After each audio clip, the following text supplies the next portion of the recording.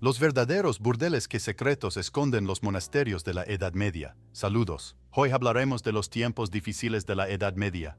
En concreto, tocaremos el tema de los monasterios y lo que realmente ocurría en ellos. ¿Es cierto que las monjas trabajaban duro físicamente y solo tenían una hora para dormir? ¿Sea verdad o mentira? Los clérigos tenían terminantemente prohibido relacionarse con los feligreses e incluso con los animales, y que sucesos tenían lugar a veces en los monasterios y que tenían que ver con él o los burdeles. No deje de ver el video hasta el final, porque le contaremos los hechos más intrigantes de la Edad Media. Extenuantes trabajos forzados. Lo primero es lo primero. ¿Cuál era el propósito de los primeros monasterios y qué tenían que experimentar los monjes y monjas en el proceso? Lo más probable es que muchos de ustedes piensen que la vida tras los muros de las instituciones religiosas no era tan dura. Por desgracia, eso no es del todo cierto. Empecemos por la fecha de los primeros monasterios. Se cree que tales instituciones aparecieron en el siglo V de nuestra era. De hecho, la Edad Media comienza con este periodo. Además, se crearon monasterios tanto para mujeres como para la parte masculina de la población. Así, el objetivo principal de la creación de instituciones religiosas, el culto y el abandono de muchos valores vitales. Una persona que entraba en el servicio se adhería a un orden estricto. Basta citar ejemplos de celibato y renuncia completa a los retiros románticos, carencia de bienes personales y, por supuesto, oraciones regulares. Pero eso no es todo. Tomemos, por ejemplo, los conventos femeninos. Las representantes del sexo débil no podían contar con todo tipo de indulgencias y peculiaridades de género.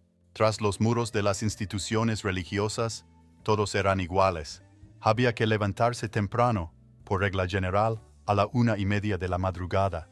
Luego a rezar, tras lo cual todos empezaban a desayunar. En cuanto a la comida, las monjas no podían contar con una gran variedad y sofisticación de platos. Se alimentaban principalmente de verduras, pan y carne. Después de todo lo anterior, las mujeres iban a los campos de cultivo. En los campos trabajaban muy duro durante varias horas al día. Cabe destacar que trabajaban gratis, porque en los monasterios se practicaba el trabajo gratuito. Pero en las propias instituciones no había nadie ocioso.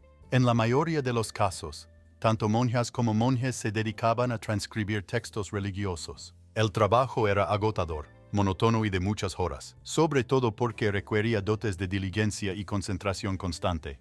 Dato interesante. Resulta que los primeros emoticonos, que se utilizan en la correspondencia cotidiana de casi todas las personas, aparecieron en la Edad Media. Les sorprenderá, pero fueron los monjes quienes inventaron tales símbolos que denotan diferentes emociones humanas. Como puede adivinar, detrás de los muros de los monasterios de la Edad Media había un trabajo duro y agotador. En cuanto al descanso, solo hay que añadir que solo había una hora de tiempo para dormir. Como hemos dicho antes, el clero se levantaba a la 1:30 de la madrugada, se ponía a rezar, etc. Ningún contacto con los feligreses ni con los animales debido a que la gente corriente visitaba regularmente los monasterios. Se cruzaba con monjas y monjes. Pero los abades de las instituciones religiosas advertían repetidamente a los clérigos que no hablaran con los feligreses bajo ninguna circunstancia. Cualquier contacto, incluso visual, estaba estrictamente prohibido. Lo mismo ocurría con los animales domésticos. Sí, durante la Edad Media, la gente tenía ideas muy diferentes sobre el mundo animal, porque la ciencia estaba un poco desarrollada y quedaba mucho por descubrir. Sin embargo, lo cierto es que los animales hablaban con otros animales. Ceder a la tentación y olvidar lo más importante.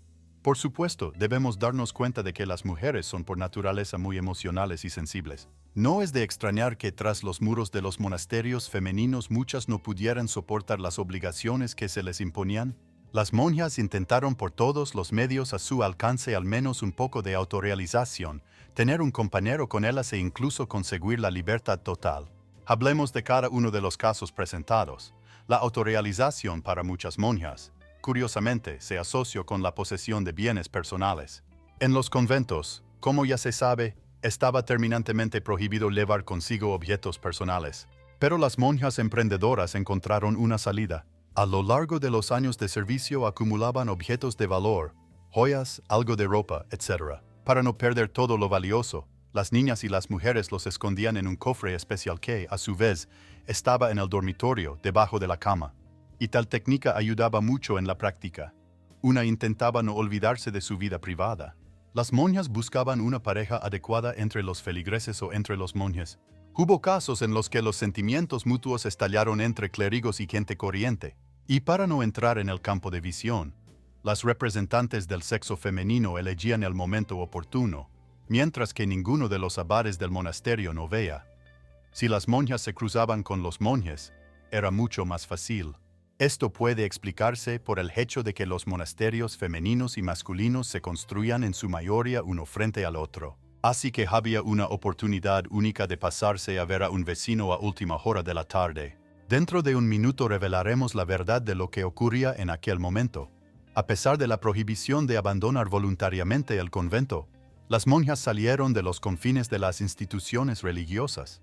Bastaba con la ayuda de un compañero en forma de feligres de su agrado. La pareja se reunía en un momento oportuno y luego se escapaba. Se conoce el caso de una monja llamada Juana que consiguió escapar del convento con su amante. Pero nada bueno siguió. El estatus de la chica pasó a la categoría de apostata, tras lo cual se vio obligada a regresar. Las pasiones no son infantiles. Cuando se trata de monasterios y temas sagrados en general, queremos esperar en la nobleza y el sentido común humano.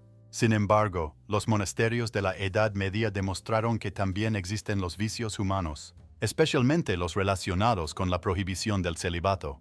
Para empezar, las monjas sí se recluían con los monjes. Esta relación entre el clero fue posible gracias a un interesante incidente. Consistía en que las niñas y las mujeres ponían una vela encendida cerca de la ventana antes de acostarse. Los hombres que vivían enfrente lo veían y se daban cuenta de que era hora de prepararse. Las parejas se quedaban entonces solas, con las monjas vestidas y acompañadas por otras religiosas. De este modo demostraban que, en realidad, no se infringía la prohibición. Pero en determinadas situaciones tales pasiones rebasaban los límites de lo permisible. A veces, los clérigos de los monasterios medievales dejaban de lado todas las normas de moralidad y prohibiciones. Así se emborrachaban con bebidas calientes, invitaban a caballeros y hasta organizaban misas para adultos. El priorato de Littlemore, en Oxfordshire, es un buen ejemplo de ello. No en vano, muchas fuentes indican que las instituciones religiosas llegaron a convertirse en burdeles en toda regla. Afortunadamente, tales prácticas acabaron prohibiéndose y los clérigos superiores pusieron orden tanto en los monasterios femeninos como en los masculinos. Conclusion. Así pues, los monasterios de la Edad Media no solo se convirtieron en la encarnación de la sacralidad y el culto. En aquel periodo, los vicios humanos se rastreaban incluso en tales lugares. Y por ello, monjas y monjes desobedecían muchas prohibiciones y normas de comportamiento. Muchas inhibiciones y muchas restricciones. Un día en la vida de una monja medieval. Saludos. Hoy hablaremos de cómo vivían las monjas en la Edad Media. ¿Qué había que sacrificar para entrar en un convento? ¿Es cierto que las monjas eran vigiladas por la hija del famoso Guillermo el Conquistador? ¿Y cómo se entretenían las monjas para librarse de la monotonía e incluso romper algunas reglas? No dejes de ver el vídeo hasta el final para hacerte una idea completa de la vida de una monja medieval. La aparición de los primeros monasterios. Como ya habrás adivinado, algunos de los primeros conventos femeninos aparecieron en Europa occidental. Las menciones a tales construcciones se refieren al siglo IV d.C. Las mujeres que adoraban a Dios y aspiraban a una vida ascética moderada solo esperaban su destino en los monasterios. Cierto es que no todas las representantes del sexo femenino podían superar la prueba antes de ser ordenadas monjas. Duras condiciones de ingreso. Tal vez algunos de ustedes piensen que dedicar su vida al culto es una ocupación bastante sencilla, que no va acompañada de obstáculos de peso. Pero la parte femenina de la población de la Europa medieval tenía que pasar por varias pruebas, porque estas normas se formaron hacia principios del siglo VI y se aplicaban a todas las aspirantes. En primer lugar, una donación al monasterio. Ya en aquella época era necesario invertir económicamente, demostrar con ese acto el deseo de ayudar a los demás.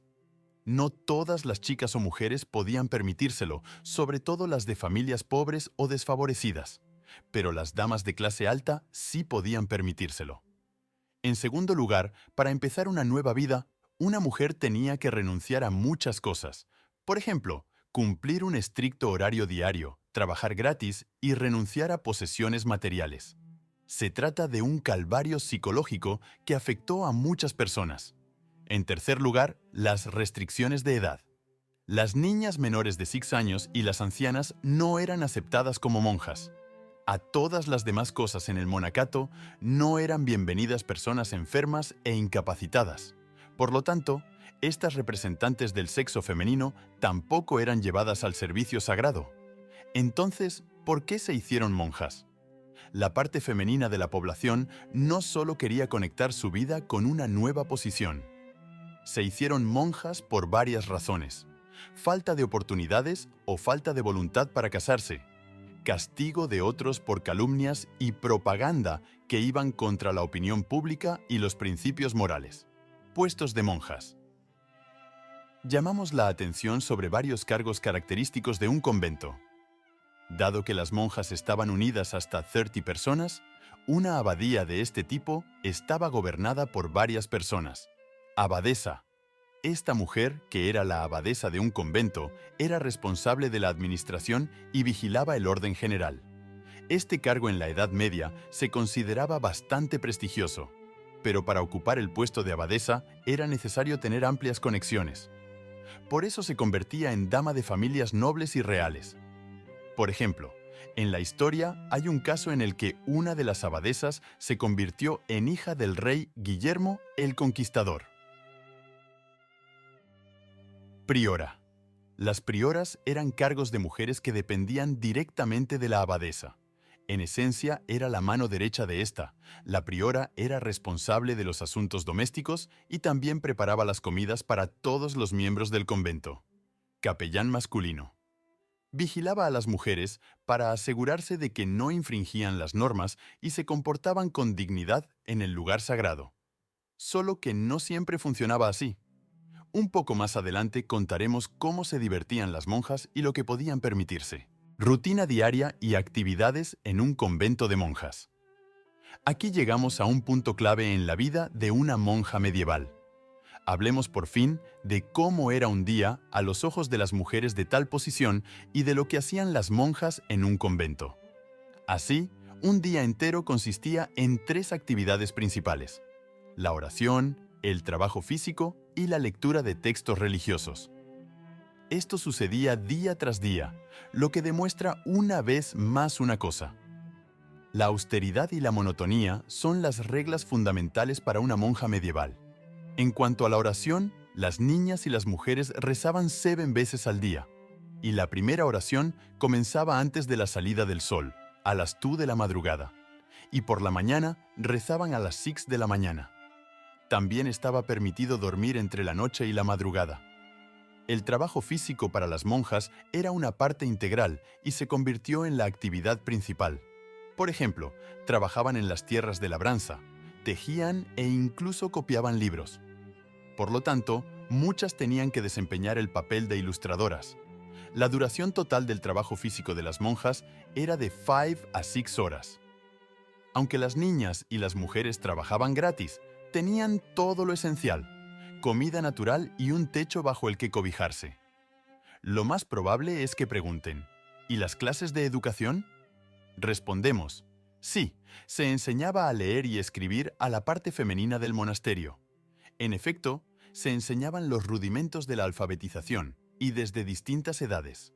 La última es la lectura de textos religiosos en los monasterios femeninos de la Edad Media. La duración de esta actividad era de al menos 2 horas diarias. ¿Se imagina que las monjas vistieran exclusivamente de colores, blanco y negro? Estos eran los tonos que identificaban la esencia principal en el servicio sagrado y señalaban castidad, orden y obediencia. También había que prestar atención a la alimentación y al sueño. El pan, la carne, las verduras y la leche estaban necesariamente presentes en las mesas de los monasterios femeninos. Se prestaba especial atención a los productos de origen proteico, ya que las monjas no solo trabajaban mentalmente, sino también físicamente. Como en la mayoría de los casos, las comidas consistían en el desayuno, un almuerzo sólido y la cena. Si los parientes y amigos llevaban golosinas a los monasterios, lo que era bien recibido, las monjas las compartían con todos. Pero las monjas dormían en habitaciones comunes con otras niñas y mujeres, y en lugar de colchón en las camas se utilizaba paja. Una violación de las normas. Como prometimos, hablaremos de cómo las monjas violaban las prohibiciones en los monasterios femeninos. Tales acciones están asociadas al hecho de que las niñas y las mujeres a menudo se cansaban de las sólidas prohibiciones y las numerosas restricciones. Por ello, a veces buscaban permitirse algo más que el culto. Por ejemplo, muchas monjas tenían sus propios cofres que ocultaban a los demás. Como no tenían propiedades según las normas, las niñas y las mujeres podían pedir prestadas joyas y otros objetos de valor a los demás. Además, algunas conseguían tener una mascota, un gato o un perro. Estaba permitido abandonar el convento y dejar de servir, pero solo ocurría en casos extremos y con el permiso de una superiora. Algunas monjas optaron por una solución completamente distinta. Para ello, se reunían con hombres en secreto y cuando la ocasión era propicia, se escapaban por completo del monasterio. Para evitar llamar la atención de los demás, las monjas hablaban en susurros o utilizaban gestos. Por último, las monjas solían tener aventuras con miembros de su propio sexo. Una nueva ley aprobada en aquella época prohibía el matrimonio entre personas del mismo sexo. Para evitar sospechas y responsabilidades, las mujeres dormían con una vela encendida y no se quitaban la ropa. Conclusión. Así pues, la vida de una monja medieval está llena de prohibiciones y restricciones. Incluso antes de acceder a un nuevo cargo, muchas jóvenes y mujeres experimentaban una serie de dificultades. Sí, y después de la asignación de un nuevo estatus, parte de las monjas no podían adaptarse plenamente a las nuevas condiciones. Debido a ello, se producían regularmente diversas irregularidades.